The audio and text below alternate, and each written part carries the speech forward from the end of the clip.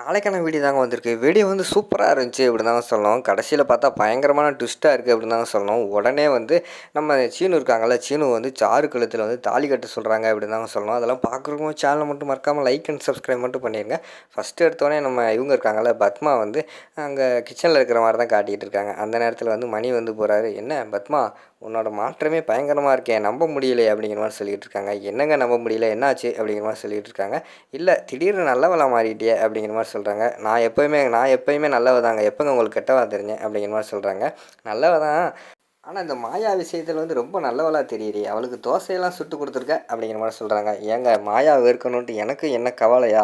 அவள் இந்த வீட்டுக்கு வந்து மருமகளாக வரணும்னு எனக்கு ஆசை தான். ஆனால் என்ன பண்ணுறது, அவள் பண்ணுற சின்ன சின்ன வேலைகள் வந்து பிடிக்க மாட்டேங்குது.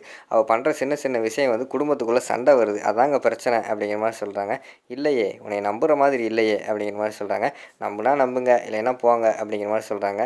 இல்லை, அதாவது நல்லவனாக இருக்கிறேன் ஒரு நாள் கெட்டவனாக மாறினா கூட நம்பிடலாம். ஆனால் கெட்டவனாகவே இருந்துட்டு சடனாக நல்லவனாக மாறுறான் பார்த்தியா, அவனை வந்து நம்பவே கூடாது. எந்த இடத்துல குட்டையை குழப்ப போகிறாங்கன்னு தெரில, நீ என்ன பண்ணுறன்னு தெரில, பார்த்துக்கிட்டு தான் இருக்கேன் உன்னை அப்படின்னு சொல்லிட்டு மணி அந்த இடத்துலேருந்து போகிறாரு. உடனே நம்ம அவங்க போன பிறகு நம்ம பத்மா வந்து நினைக்காங்க, என்ன நினச்சாலும் பரவாயில்ல, எனக்கு மருமகளாக வரப்போகிறது வந்து சாரு தான் அப்படிங்கிற மாதிரி சொல்லிட்டு இருக்கிற மாதிரி காட்டிக்கிட்டு இருக்காங்க. இன்னொரு பக்கம் பார்த்தா சாரு வந்து பயங்கரமாக வந்து மேக்கப் போட்டு ரெடி பண்ணிக்கிட்டு இருக்காங்க மாயா.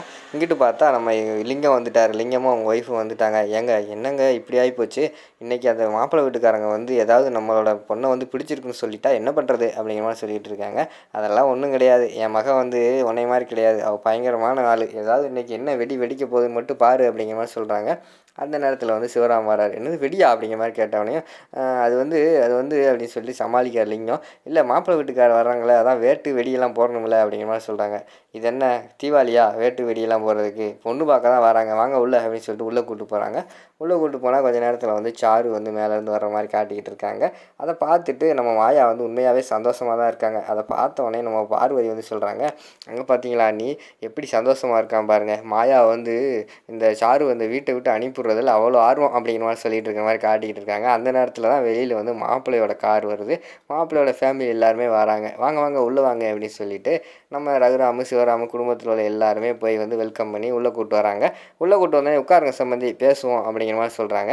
யாருமே உட்கார மாட்டேன்றாங்க, நின்றுக்கிட்டே இருக்காங்க. உடனே நம்ம சிவராம் வந்து சொல்கிறாரு, உட்காருங்கண்ணே, என்னென்ன பிரச்சனை, எதனாலும் பேசி தீர்த்துக்குறோம் வாங்க அப்படிங்கிற மாதிரி சொல்கிறாங்க. அமைதியாகவே இருக்காங்க. நாங்கள் என்னாச்சு, எங்கள் சைடில் எதுவும் பிரச்சனையா, நாங்கள் எதுவும் பண்ணிட்டோமா அப்படிங்கிற மாதிரி சொல்லிகிட்டு இருக்காங்க.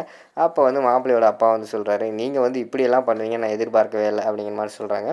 என்னது இப்படி பண்ணுவோன்னு எதிர்பார்க்கல, என்ன பண்ணோம், என்னாச்சு, எதனாலும் ஓப்பனாக சொல்லுங்கள், அப்போ தானே தெரியும் அப்படிங்கிற மாதிரி சொல்கிறாங்க.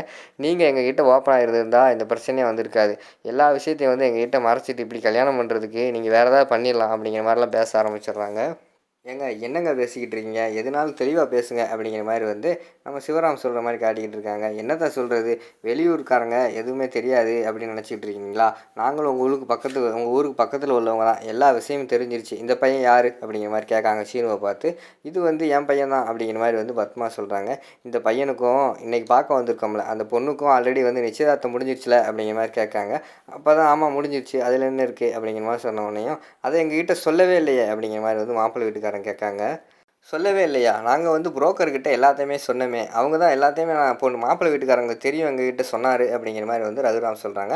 அவர் என்கிட்ட எதுவுமே சொல்லலை, குடும்பம் நல்ல குடும்பம், வசதியான குடும்பம் அப்படின்னு தான் சொன்னாங்களே தவிர வேறு எதுவுமே எங்ககிட்ட சொல்லலை அப்படிங்கிற மாதிரி சொல்லிகிட்டு இருக்காங்க.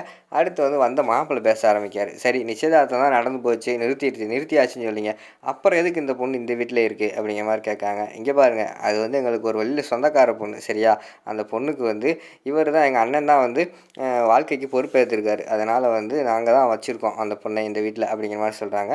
என்னது நிச்சயதார்த்தம் பண்ணுவீங்க, அதுக்கடுத்து வேணான்னு சொல்லுவீங்க, அந்த பையன் கூட இங்கேயே தங்க வைப்பீங்க, கடைசியில் ஏன் தலையில் கட்டி விட்ருவீங்களா, நான் என்ன இழிச்ச வாயனா அப்படிங்கிற மாதிரி பேச ஆரம்பிச்சிடுறாங்க. டேய், என்னடா பேசிக்கிட்டு இருக்க அப்படின்னு சொல்லிட்டு விறுவிறுன்னு பார்த்தா நம்ம சிவராம் வந்து அடிக்க வந்துடுறாரு மாப்பிள்ளைய. ஏய், அமைதியாக வாடா அப்படின்னு சொல்லிட்டு ரகுராம் வந்து கூப்பிட்றாரு. ஆனால் என்னென்ன எப்படி பேசிக்கிட்டு இருக்கான் அப்படிங்கிற மாதிரி சொன்னோன்னே, இங்கே வா வா, சண்டையெல்லாம் போடக்கூடாது, பேசிக்கிறோம் அப்படிங்கிற மாதிரி சொல்கிறாங்க. இங்கே பாருங்கள், இனிமேல் நீங்கள் ஒரு செகண்ட் கூட இங்கே இருக்கக்கூடாது, கிளம்புங்க அப்படிங்கிற மாதிரி சொல்கிறாங்க. நாங்கள் எதுக்கு நிற்க போகிறோம், நாங்களே கிளம்பிடுவோம். நாங்கள் இந்த ஊருக்கு வரும்போது கூட நாங்கள் வந்து பொண்ணு பார்த்து பேசலான்னு தான் வந்தோம். ஆனால் இந்த ஊரில் வெளியில் எந்த இடத்துல பார்த்தாலும் அந்த கன்றாவை எப்படி நான் வாயால் சொல்லுவேன் அப்படிங்கிற மாதிரி சொல்கிறாங்க. என்னது எந்த இடத்துல என்ன இருக்குது, வெளியில் வாங்க பார்ப்போம் அப்படி சொல்லிட்டு சிவராமு நம்ம சீனு அதுக்கடுத்து மணியெல்லாம் போகிற மாதிரி காட்டுறாங்க. போய் பார்த்தா நம்ம சீனுவும் சாருவும் ஒன்று போல் ஜோடியாக இருக்கிற ஃபோட்டோ எடுத்து எல்லா இடத்துலையும் ஒட்டி வச்சுருக்காங்க. அத போய் பார்த்துட்டு நம்ம ரகுராம் கிட்ட வந்து எல்லா விஷயத்தையும் சொல்கிறாங்க. சொன்னோனே என்னாச்சு அப்படிங்கிற மாரி கேட்டோனே, அவர்கிட்ட இப்படி இப்படி விஷயத்த சொன்னோனே, அவர் வந்து என்ன பண்ணுறதுனே தெரியாம தலை குனிஞ்சு நிக்காங்க. "எப்பா இன்னும் எதுக்குப்பா அந்த வீட்ல நின்னுட்டு இருக்கீங்க? உடனே கிளம்புங்க" அப்படின்னு சொல்லிட்டு அவங்க கிளம்பிடுறாங்க. உடனே லிங்கம் வந்து ஆக்டிங்க போடுறாரு. "பாத்தியாம்மா நீ இந்த வீடு தான் முக்கியம்னு இருந்த. பாத்தியா இந்த குடும்பத்தில உள்ளவங்க வந்து உன்னோட வாழ்க்கைய கெடுத்துட்டாங்க. இனி யார் உனக்கு மாப்பிள குடுப்பா? வாம்மா இப்பயாவது வாம்மா வீட்டுக்கு போவோம்" அப்படின்னு சொல்லிட்டு கூட்டு போறாங்க. அப்பதான் வந்து நம்ம ரகுராமோட அம்மா வந்து என்ட்ரி குடுக்காங்க. "நில்லுங்க. இந்த பொண்ணோட வாழ்க்கைய எப்படியோ நீ தப்பான முடிவு எடுத்து நீ வந்து கெடுத்துட்ட" அப்படின்னு சொல்லிட்டு ரகுராம திட்ட ஆரம்பிச்சிடுறாங்க. "டேய் சீனு என்ன ஆனாலும் பரவாயில்ல. இந்த இப்போ சாரு கழுத்துல இப்போ நீ தான்டா தாலி கட்டணும். உனக்கு தான்டா அந்த பொண்ணுக்கு வந்து நிச்சயதார்த்தம் நடந்துச்சு. அதனால தான் அந்த பொண்ணுக்கு வந்து இப்படி வந்து பேசிட்டு போகிறாங்க. அந்த கரையை வந்து தொலைக்கணும்னா நீ உடனே தாலி கட்டணும்" அப்படின்னு சொல்லிட்டு கூட்டு போய் பூஜை ரூமில் நிப்பாட்டி தாலிலாம் ரெடி பண்ணி நம்ம சீனு கையில் கொடுத்துட்டாங்க. சீனு வந்து திகச்சு முழிச்சுக்கிட்டு இருக்காரு. அங்கிட்டு பார்த்தா நம்ம மாயா அழுதுகிட்டு இருக்காங்க. "தாலியெல்லாம் கட்டாத" அப்படின்னு சொல்லிட்டு அழுதுகிட்டே இருக்கிற மாதிரி காட்டுறாங்க. "டேய் நான் தான் சொல்கிறேன்ல, பாட்டி சொல்கிறேன்ல, தாலியை கட்டு" அப்படிங்கிற மாதிரி சொல்லிட்டு இருக்காங்க. அந்த இடத்துல என்ன பண்ணுறதுனே தெரியாமல் நம்ம சீனு முழிச்சுக்கிட்டே நின்றுட்டு இருக்கிற மாதிரி காட்டிகிட்டு இருக்காங்க. அதோட பார்த்தீங்கன்னா அந்த எபிசோட் வந்து முடிச்சிடுறாங்க.